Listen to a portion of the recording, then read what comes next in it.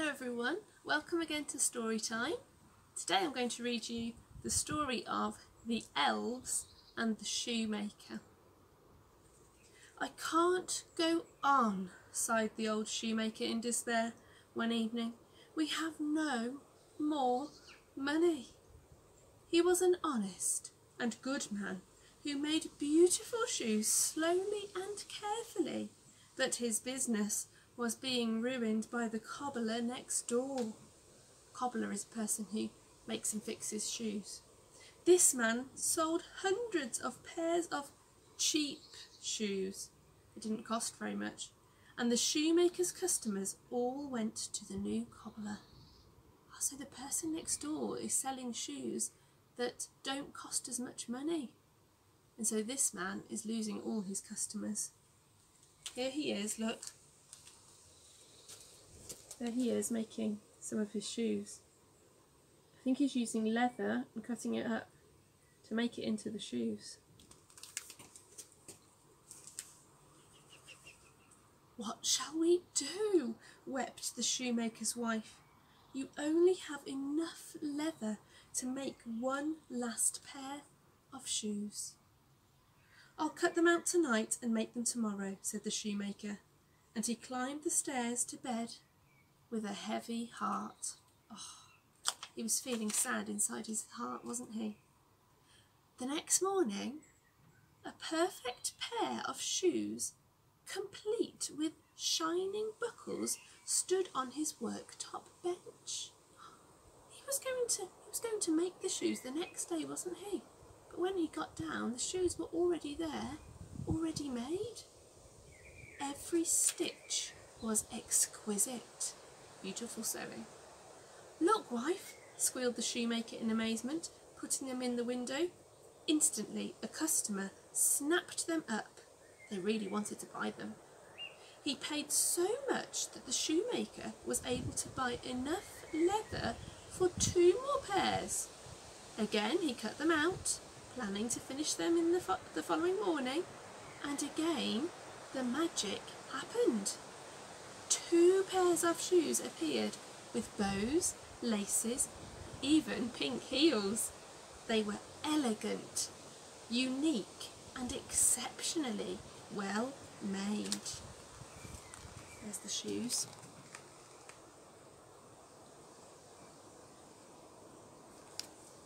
Wow, I wonder how these shoes that are so beautiful and brilliant are just appearing.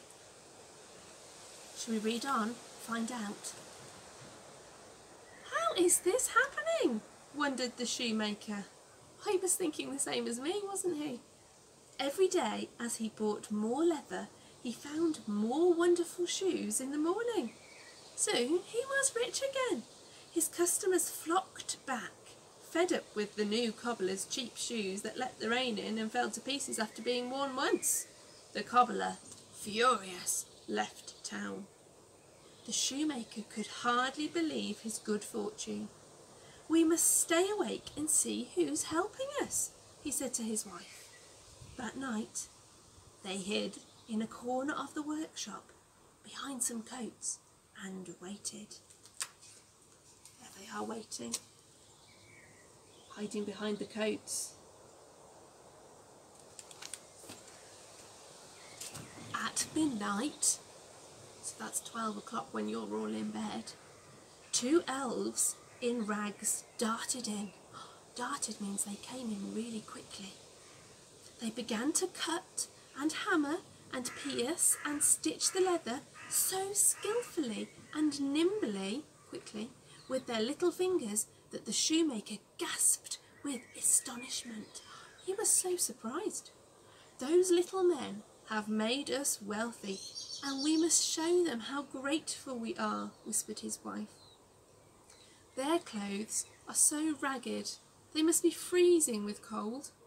I'll make them shirts and warm coats, fancy waistcoats and breeches, like trousers, and knit them each a pair of socks. You can make them shoes." The shoemaker and his wife spent all the next day making the tiny outfits and left them laid out on the workshop bench instead of the pieces of leather. Then they hid again behind the coats to wait for the elves. There's the elves, look, making the shoes just here.